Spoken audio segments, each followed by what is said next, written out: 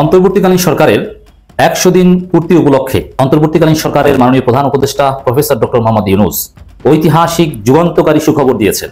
জনগণের প্রত্যাশা পূরণ হবেই, আমাদের স্বপ্ন পূরণ হবেই। সার্জিসের কপাল খুলে গেছে। বিএনপি অনেকদিন যাবত যেই ভয় পাচ্ছিল সেই ভয় কিন্তু আজকে বাস্তবে পরিণত হয়েছে। সোজা ক্লিয়ার মেসেজ হচ্ছে নতুন আরেকটা রাজনৈতিক দল বাংলাদেশে আসছে। অন্তর্বর্তী সরকারের মেয়াদ ৪ বছরের কম হবে বলে জানিয়েছেন অন্তর্বর্তী সরকারের প্রধান উপদেষ্টা ডক্টর মোহাম্মদ ইউনূস।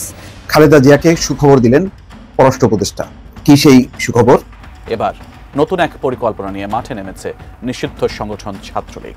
নাম পরিবর্তন করে আবারও রাজনীতিতে ফিরতে চাইছে তারা।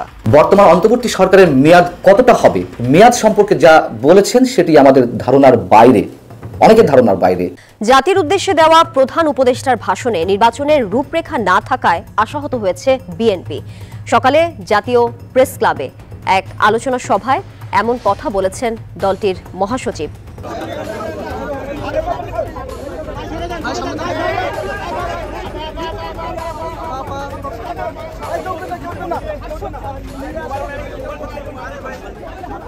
আসসালামু আলাইকুম দর্শক, বর্তমান সময়ের রাজনৈতিক পরিস্থিতি বা প্রেক্ষাপটকে বিশ্লেষণ করে আপনাদের সামনে বেশ কিছু গুরুত্বপূর্ণ ভিডিও ফুটেজ নিয়ে হাজির হয়েছি। তাই বলবো দর্শক, যারা ভিডিওটি অন করেছেন তারা অবশ্যই নিউজটি না টেনে সম্পূর্ণ মনোযোগ সহকারে দেখবেন, তাহলেই মূল রহস্যগুলো বা আসল তথ্যগুলো জানতে বা বুঝতে পারবেন। তো প্রিয় দর্শক, আমি আর বেশি কথা বাড়াবো না। এই ভিডিও শুরুতেই আপনাদের যেই ভিডিওগুলোর অংশবিশেষ দেখিয়ে শুরু করেছিলাম সেই ভিডিওগুলোর বিস্তারিত আলোচনা দেখাবো। তবে তার আগে বলি, যারা এখনও চ্যানেলটি সাবস্ক্রাইব করেননি সকলে চ্যানেলটি সাবস্ক্রাইব করে পাশে থাকা বেল আইকনটি বাজিয়ে দিবেন। আর যারা ইতিমধ্যেই সাবস্ক্রাইব করে গেছেন তাদের সকলকে অসংখ্য ধন্যবাদ। তো চলুন একটি লাইক দিয়ে আমরা ধারাবাহিকভাবে সবগুলো ভিডিওর বিস্তারিত আলোচনা দেখে আসি। বিএনপি অনেকদিন যাবত যেই ভয় পাচ্ছিল সেই ভয় কিন্তু আজকে বাস্তবে পরিণত হয়েছে। সার্জিস আলম যেই বক্তব্য দিয়েছেন সেই বক্তব্যের সোজা ক্লিয়ার মেসেজ হচ্ছে নতুন আরেকটা রাজনৈতিক দল বাংলাদেশে আসছে। দর্শক, একসময় ছাত্রলীগের দুর্দান্ত প্রতাপশালী, আমি তারা বলবো, তার ভাষণ, বঙ্গবন্ধুকে নিয়ে তার যে বক্তব্য, মানে এমন ক্ষুরধার বক্তব্য বাংলাদেশ ছাত্রলীগের মধ্যে কেন্দ্রীয় কমিটির কোনো নেতাও কখনো দিতে পারে নাই। যেভাবে সে বলতেছিল আমার বঙ্গবন্ধু কবর থেকে দেখছে, আমার বঙ্গবন্ধুকে ব্রিটিশ প্রধানমন্ত্রী কিভাবে রেসপেক্ট করেছে, তারই ভাষণ নামি দামি মন্ত্রী এমপিদের সামনে সবাই অবাক হয়ে শুনছিল। তখন থেকে বোঝা গেছিল যে এই ছেলেটার মধ্যে রাজনৈতিক ক্যাপাবিলিটি আছে। -2 ফর্মুলা নয়, আসতে যাচ্ছে +2 ফর্মুলা। গতকালকে সার্জিস আলম গভীর রাতে একটা সাংবাদিকদের সাথে তার বক্তব্য দিয়েছেন। সেখানে প্রশ্ন ছিল যে বলা হচ্ছে -2 আসলে কি। তো সার্জিস বলছেন যে আমরা যে প্ল্যাটফর্মটা তৈরি করেছি এই প্ল্যাটফর্মটা এই মুহূর্তে ছাত্র প্লাস জনতাকে কানেক্ট করে নতুন একটা মাত্রায় আমরা নিতে যাচ্ছি। ওয়াই? কারণ যে কোনো সময় শেখ হাসিনা অথবা তাদের দোসররা আবারও এখানে ফিরে আসার চেষ্টা করতে পারে। তো তাদেরকে প্রতিহত করতে হলে, তাদেরকে আটকাতে হলে একটা সমর্থন লাগবে, একটা প্ল্যাটফর্ম লাগবে। তো সেই প্ল্যাটফর্মের লক্ষ্যেই জাতীয় নাগরিক কমিটি যেটা, সেইটা বাংলাদেশের বিভিন্ন জায়গায় কাজ করে যাচ্ছে। আর বৈষম্য বিরোধী ছাত্র আন্দোলনটা যেটা ছিল, এটা ছাত্র প্লাস জনতা। সার্জিসের ক্লিয়ার মেসেজ, জামাত হোক আর বিএনপি হোক, গত 16 বছর সরকার পতনের জন্য কারোরই ক্যাপাবিলিটি ছিল না, যেটা ছাত্ররা করেছে। এবার ছাত্রদেরকে বিএনপি বলছে বিএনপি সাপোর্ট দিচ্ছে, জামাত বলছে ফুল সাপোর্ট দিচ্ছে, এবার তারা বলছে আমরা তরুণরা করেছি। সো নতুন বাংলাদেশে মানুষ একটা পরিবর্তন চায়, সেই পরিবর্তনে নতুন একটা রাজনৈতিক দলও কিন্তু মানুষ চাচ্ছে। যদি এই দেশের ছাত্র জনতা চায়, অবশ্যই এখানে -2 দলের পরিবর্তে +2 দল আসবে। তাহলে রাজনৈতিক দলগুলা যেই সিস্টেমে গত 53 বছর বাংলাদেশে রাজনীতি করেছে সেখানে আমূল পরিবর্তন হবে। তাদের মধ্যে একটা ভয় থাকবে যে আমরা যখন রাষ্ট্র ক্ষমতায় থাকছি, এখন একটা সবারই কাছে এরকম থাকে আওয়ামী লীগের বিকল্প বিএনপি, বিএনপির বিকল্প আওয়ামী লীগ, এখানে আর কোনো বিকল্প নেই। বাট ছাত্ররা মনে করছে, সার্জিস আলম মনে করছে এখানে একটা নতুন বিকল্প দরকার, আর সেই বিকল্প একের অধিকে আসা উচিত। তাহলে আমাদের যে বাকি রাজনৈতিক দলগুলো আছে তাদের মধ্যে টনক নড়বে যে না, এখন আর আগের মতন চাইলেই আমরা যা খুশি তাই করতে পারবো না। আর এটার মেইন কারণটা কিন্তু বিএনপি। আমি বারবার বলছি, তারেক রহমান তিনি যথেষ্ট পজিটিভ ইফোর্ট দিচ্ছেন, ঊর্ধ্বতন নেতাকর্মীরা দিচ্ছেন, কিন্তু সারা বাংলাদেশে প্রতিদিন বিএনপির যে লুটপাটের অ্যাক্টিভিটিস 5% কর্মীদের দ্বারা ঘটছে, গণমাধ্যমে আসছে, মানুষ কিন্তু এগুলোতে বিরক্ত হচ্ছে। বিভিন্ন জায়গায় হয়তো এতটা খবর হচ্ছে না, কিন্তু লোকালি এগুলোর ইফেক্ট পড়ছে। আর এই জিনিসটাকেই তারা কিন্তু বলছে বারবার যে এক লুটেরাদের হাত থেকে আরেক লুটেরাদের কাছে বাংলাদেশকে দিবে না। বাংলাদেশের মানুষ এখানে পরিবর্তন চায়, নতুনত্ব চায়। সার্জিসের গতকালকের বক্তব্য শোনার পরে যার মাথায় এখনো মনে হচ্ছে যে ছাত্ররা আর কিছু করবে না, সেটা হচ্ছে ভুল। ক্লিয়ার মেসেজ, যদি বাংলাদেশের জনগণ চায়, তাহলে জনতার যদি দাবি থাকে, তাহলে নতুন রাজনৈতিক দল আসবে। আর সেটার সপক্ষেও সার্জিস যথেষ্ট পজিটিভ বক্তব্য দিয়েছে। এবার আসুন, আমি তখন ভিডিওটাতে কি বলেছিলাম? তখনই আমি ভিডিওতে বলছিলাম যে নাহিদ এবং আসিফ তারা গুড স্পিকার না, মানে এমনিতে তারা যথেষ্ট টর্চার সহ্য করেছে, আন্দোলনকে নেতৃত্ব দিয়েছে, কিন্তু বক্তব্য বা মুখপাত্র যে জায়গাটা হাসনাত এবং সার্জিস দুইজনের যে কথা, দুইজনের যে ধরেন কি বলা হচ্ছে বক্তব্য, বিশেষ করে সার্জিসের হাসনাতের তুলনায় তার বক্তব্য অনেক মানুষকে টাচ করে, সে যেভাবে যুক্তি তর্ক তুলে ধরা মানে তার বক্তব্যগুলোকে উপস্থাপন করে। তো ফাইনালি বিএনপি যেটা ভয় পাচ্ছিল সেই ভয়ে কিন্তু এখন বাস্তবে পরিণত হচ্ছে। আপনি নিশ্চিত থাকেন যে আগামী নির্বাচনের আগে যে কোনো নামে এই বৈষম্য বিরোধী ছাত্র রাজনৈতিক যে দলরা আছেন তারা রাজনৈতিক দলে কনভার্টেড হবেন। ইভেন তারা চাচ্ছে ছাত্রদের সাথে জনতাকে কানেক্ট করে ছাত্র জনতার দাবি হিসাবে, চাহিদা হিসাবে নতুন একটা দলের আত্মপ্রকাশ ঘটুক। ইভেন তারা যথেষ্ট পজিটিভ ইফোর্টও কিন্তু ট্রাই করছে। কোনটা? বিভিন্ন জায়গায় তারা সমন্বয় কমিটি করছে, আপনারা দেখছেন সারা বাংলাদেশে। তো কিছুটা সমালোচিত আছে, তারা বিতর্কও আছে, কিন্তু রাজনীতির মাঠে আসলে কতটুকু সফল হবে? কেউ কেউ বলছেন যে অবশ্যই এরা ভালো করবে, কারণ বাংলাদেশের মানুষ নতুনত্ব চায়, বিকল্প চায়, কিন্তু বিকল্প তো নাই। আর যে অভ্যুত্থান হয়েছে এই অভ্যুত্থানের মাধ্যমে আরেকটা দলের অভ্যুত্থান হোক, যেই কারণে প্রত্যেকটা দল ভয় পাবে। এখন আমার কাছে একটা প্রশ্ন, আমি নর্মালি যতটুকু ক্যালকুলেশন করি, এই আন্দোলনের সার্জিসদের পিছনে যারা আছে এখনো সেখানে জামাত ইসলামের হাজার হাজার নেতাকর্মী এদের সাথে কানেক্টেড, বিএনপি কিছুটা সরে গেছে, গণ অধিকার পরিষদ কানেক্টেড। তো রাজনৈতিক দল তৈরি করলে এই ছাত্রদের পেছনে ভোটার হিসাবে জনগণের কতটুকু অংশ এদেরকে ভোটের মাঠে সাপোর্ট করবে, এটা একটা গুরুত্বপূর্ণ প্রশ্ন। কারণ এই জাতির মধ্যে, ব্লাডের মধ্যে শহীদ প্রেসিডেন্ট জিয়াউর রহমান, বঙ্গবন্ধু শেখ মুজিবুর রহমান অথবা গোলাম আজম বা সামহাও তারা কিন্তু রক্তের মধ্যে বসবাস করে।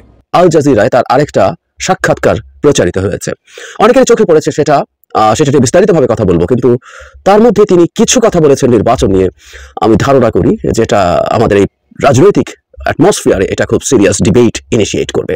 এটা শুধু রাজনৈতিক দলগুলো না, এটা আসলে যারা রাজনীতি নিয়ে খোঁজ খবর রাখেন, যারা দেশকে নিয়ে ভাবেন, যারা পলিটিক্যালি কনসিয়াস, প্রত্যেকের মধ্যেই এটা নিয়ে বিতর্ক হতে পারে। প্রথমে বলে রাখা ভালো, উনি খুব ডিসাইসিভ কিছু বলেছেন তা না, তিনি যা বলেছেন এক ধরনের অস্পষ্টতা আছে, আবার কিছু ইঙ্গিতও আছে বলে আমি মনে করি।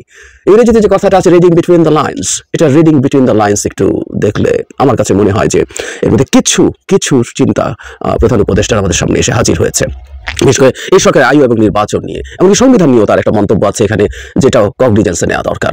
আর ওই সাক্ষাৎকারে আরো খুব গুরুত্বপূর্ণ কিছু কথা আছে, যেটা আমি আলাদাভাবে একটা ভিডিও করব। আল জাজিরার সাথে সাক্ষাৎকারে অনেক কিছু নিয়ে কথা বলেছেন তিনি। আগামী নির্বাচনের সঠিক সময় কখন হবে এই বিষয়ে ডক্টর ইউনূসের কোনো ভাবনা আছে কিনা, এই জবাবে তিনি বলেন, না, আমার মাথায় এমন কিছু নেই। অন্তর্বর্তীকালের সময়সীমা কি হতে পারে সে বিষয়ে জানতে চাইলে ডক্টর ইউনূস বলেন, আমরা অন্তর্বর্তী সরকার, আমরা স্থায়ী সরকার নই। নিয়মিত সরকার 5 বছরের হয়, নতুন সংবিধানে সরকারের মেয়াদ সম্ভবত 4 বছর হতে পারে, কারণ মানুষ সরকারের মেয়াদ কম চায়। সুতরাং এটা মানে অন্তর্বর্তী সরকারের মেয়াদ 4 বছরে কম হওয়া উচিত, এটা নিশ্চিত। এটা আরো কম হতে পারে, এটা পুরোপুরি নির্ভর করছে মানুষ কি চায়, রাজনৈতিক দলগুলো কি চায় তার উপরে। তিনি আরো বলেন, যদি রাজনৈতিক দলগুলো চায় এটা মানে সংস্কার ভুলে যাও, নির্বাচন দাও, তাহলে সেটাই করা হবে। তাহলে অন্তর্বর্তী সরকার হিসেবে তিনি 4 বছর থাকছেন কিনা এমন প্রশ্নের জবাবে ডক্টর ইউনূস বলেন, আমি তা বলিনি যে 4 বছর, আমি বলেছি এটা সর্বোচ্চ মেয়াদ হতে পারে, তবে আমাদের উদ্দেশ্য তা নয়, আমাদের উদ্দেশ্য যত দ্রুত সম্ভব শেষ করা। বেশ কথার বিভিন্ন রকম আমরা বক্তব্য আছে বলতে পারবো, এবং আমরা খেয়াল করি যে যখন তিনি সরকারের মেয়াদ বলছেন তখন তাকে আবারও প্রশ্ন করা হচ্ছে যে তিনি 4 বছর মিন করছেন কিনা। তার মানে তার বক্তব্যের মধ্যে কোথাও এই ধরনের ইঙ্গিত আল জাজিরাও খুঁজে পেয়েছে। তার আগে একটা কথা বলা দরকার যে সংবিধান সম্পর্কে, সংবিধানের সরকারের মেয়াদ 4 বছর হতে পারে, এই ধরনের একটা মন্তব্য তিনি করেছেন। এই আলাপ আমাদের অনেকের মধ্যে আছে এবং সম্ভবত হতে খুবই আনসার্টিনিটি নিয়ে বলেছেন, নিশ্চয়ই সেভাবেই বলবেন, কারণ সংবিধান সংশোধন যে কমিশন আছে তারা রিপোর্ট দেবে, তার উপরে ভিত্তি করে আলোচনা হবে, তার উপরে সিদ্ধান্ত হবে। এখন এই বক্তব্যটাকে আমরা কিভাবে দেখবো? তিনি কি আসলে তার সরকারের মেয়াদ সম্পর্কে কোনো কথা বলেছেন বা বিদেন পক্ষে কোনো ইঙ্গিত দিয়েছেন? আমার কাছে মনে হয় কিছু ইঙ্গিত আছে। যেমন তিনি যেভাবেই বলুন না কেন খুবই অস্পষ্টভাবে বলছেন, কিন্তু বলছেন আমরা অন্তর্বর্তীকালীন সরকার, আমরা স্থায়ী সরকার নই। তারপরে বলছেন যে যেহেতু 4 বছর হবে এটা বলছেন, সুতরাং অন্তর্বর্তী সরকারের মেয়াদ 4 বছরের কম হওয়া উচিত, এটা নিশ্চিত, এটা আরো কম হতে পারে। তবে তিনি যোগ করছেন এটা সবসময় নির্ভর করবে রাজনৈতিক দলগুলো কি চায় তার উপরে। আবার এটাও তিনি যোগ করছেন, তারা যদি সংস্কার বাতিল করে দিতে চায় তাহলে তিনি খুব দ্রুত নির্বাচন হয়ে যাবে সংস্কার বাদ দিয়ে। আবারও যখন জিজ্ঞেস করা হয়েছিল তিনি বলেছেন, আমি তা বলিনি যে 4 বছর, তিনি বলছেন এটা সর্বোচ্চ মেয়াদ হতে পারে। এই যে সর্বোচ্চ মেয়াদ হতে পারে, তার মানে সরকারের মধ্যে কোথাও 4 বছর থাকার চিন্তা আছে, এটা খুব স্পষ্ট এবং অন্তত প্রধান উপদেষ্টার মাথায় আছে এবং তিনি সেই রকম কথা আল জাজিরাকে পাবলিকলি বলেছেন। মানে এটা তিনি চাইছেন যে এই আলোচনাটা আমাদের সমাজে আসুক, তাই আলোচনা আমাদের করা দরকার আছে। সর্বোচ্চ মেয়াদ 4 বছর, তার মানে সরকার 4 বছর পর্যন্ত থাকতে চাইতে পারেন। কিভাবে নেব আমরা, কিভাবে নেব? সুতরাং সরকার তার যে টেনিওর আছে সেটাকে নিজের পক্ষ থেকে একটা লিমিট আরোপ করলেন এবং এই লিমিট ইজ ভেরি হাই, আমাদের অন্তত যতটুকু চিন্তা বা আলোচনা ছিল তার তুলনায়। কেউ কেউ অবশ্যই এর চেয়ে বেশি সময়ের কথাও হয়তো বলেছিলেন, কিন্তু আমি মনে করি এই সময়টা খুব বেশি আলোচনায় আসেনি। এখন অনিবার্যভাবেই রাজনীতির মাঠে এটা নিয়ে আলোচনা হবে। এটাকে রীতিমতো বোমা ফাটানোই আমি বলবো। কারণ হলো এই সরকারের আয়ু কতদিন হবে, নির্বাচন কবে হবে, এটা নিয়ে শুধুমাত্র যারা নির্বাচন করবেন, যারা নির্বাচন করে ক্ষমতায় যেতে চান বা রাষ্ট্রীয় সময় পেয়ে নির্বাচন একটু ভালো করতে চান, তাদের বাইরেও রাজনৈতিক সচেতন মানুষ এই বিষয় নিয়ে তর্ক বিতর্কে জড়িয়ে গেছেন। আমি খেয়াল করেছি, আমি যখনই নির্বাচনের সময় নিয়ে কথা বলেছি, আমাদের অনেকেই সেটা আপনারা মন্তব্য করেন, আমি মন্তব্য পড়ি, আক্রমণ করেও মন্তব্য করেছেন, ফাইন। এবং আমি দেখেছি যে এটা নিয়ে আমাদের বিভক্তি আছে, নির্বাচন কবে হওয়া উচিত, কতটুকু সংস্কার হওয়া উচিত, কত দিনে সংস্কার হওয়া উচিত, এগুলো নিয়ে। সো এটা অনিবার্যভাবেই একটা গুরুত্বপূর্ণ বিতর্ক ট্রিগার করবে। এবং আমরা যদি খুব স্পেসিফিকলি বলি, বিএনপি সাম্প্রতিক সময়ে খুব দ্রুত নির্বাচনের কথা বলছিল। তারা এক সময় সময় বেঁধে দিচ্ছিল 3 মাস 6 মাস, পরে সেখান থেকে সরে এসে একটা রোড ম্যাপের কথা বলছিলেন বিএনপির পক্ষ থেকে, কিন্তু তারপর তারা সেটা থেকে সরে এসেই কয়েক সপ্তাহ হলো খুব দ্রুত খুব স্বল্প সংস্কার করে নির্বাচনের কথা বলছে। শুধু তাই না, বিএনপি একটা কথা রাগঢাক করছে না, সেটা হচ্ছে বিএনপি বলছে যে তারা বিরাজনীতিকরণের এক ধরনের সম্ভাবনা দেখছেন বা আশঙ্কা বোধ করছেন।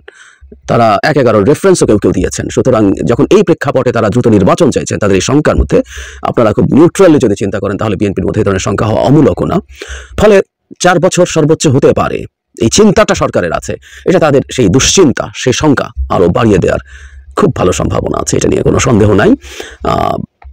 এমনও হতে পারে যে ডক্টর ইউনূস এই মন্তব্যটা করে আসলে দেখতে চাইছেন হাউ উই রিঅ্যাক্ট, উই বলতে অল দ্য পিপল, যারা রাজনীতি সচেতন, যারা রাজনৈতিক দল করবেন, যারা রাজনৈতিক দলে আছেন, সবাই মিলে কিভাবে দেখেন, কিভাবে নেন, সেই ব্যাপারটাকে তিনি হয়তো দেখতে চাইছেন। আবার তিনি এইটুকু বলছেন, মতৈক্যের কথা সবসময়ের মতো যেমন বলছেন, এবং আমি এই কথাটা বারবার বলেছি, এই মতৈক্য ব্যাপারটা আসলে শুনতে যতটা সহজ মনে হয়, এটা আসলে খুব সহজ না। যদি মতৈক্য না হয় তাহলে কি হবে, এই প্রশ্ন আমার মাথায় খুব অনিবার্যভাবেই আসে। সংবিধান নিয়ে যে সংবিধান প্রপোজড হবে, তাতে যদি 4 বছর থাকে সরকারের টেনিওর, সেটা যদি মেনে না হয় কি হবে, বা সংবিধানের যেসব প্রপোজাল আসছে সেগুলো যদি রাজনৈতিক দলগুলোর মধ্যে, অন্তত মেজর স্টেক হোল্ডারদের মধ্যে যদি ঐক্যমত না হয় কি হবে। খুবই গুরুত্বপূর্ণ প্রশ্ন। এবং আমি আস্তে আস্তে আমাদের পলিটিক্যাল ভবিষ্যতে আমি ক্রাইসিসের সম্ভাবনা দেখছি। গতকাল তার ভাষণেও আমি যে অ্যানালিসিস করেছি, আজকে সকালে যেটা পোস্ট করেছি, তাতেও বলেছি যে এখানে সংস্কার এবং নির্বাচন চাওয়া পক্ষগুলোর মধ্যে একটা সংঘাতের ইঙ্গিত।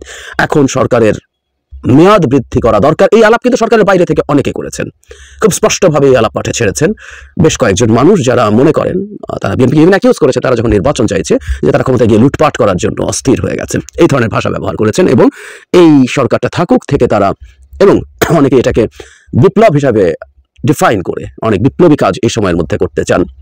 এবং এই কাজ যদি করতে চান, সেটা অনিবার্যভাবেই বিএনপির প্রতিক্রিয়া তৈরি করবে। কারণ কি করতে চান, কিভাবে করতে চান, দেশটার সংবিধান পাল্টে কোন জায়গায় নিয়ে যেতে চান, এগুলো বিভিন্ন রকম দল এবং শক্তির মধ্যে, বিশেষ করে বিএনপির মধ্যে সংকট তৈরি করবে। ফলে এটাকে আমি একটা বোমাই বলবো, একটা বোমা ফাটিয়েছেন প্রধান উপদেষ্টা। তবে হ্যাঁ, সরকারের মধ্যে যদি এই ধরনের চিন্তা থাকে, এটা পাবলিক স্ফিয়ারে আসা জরুরিও ছিল, এটা উনি করেছেন, সেটার জন্য তাকে নিশ্চয়ই আমরা সাধুবাদ জানাবো।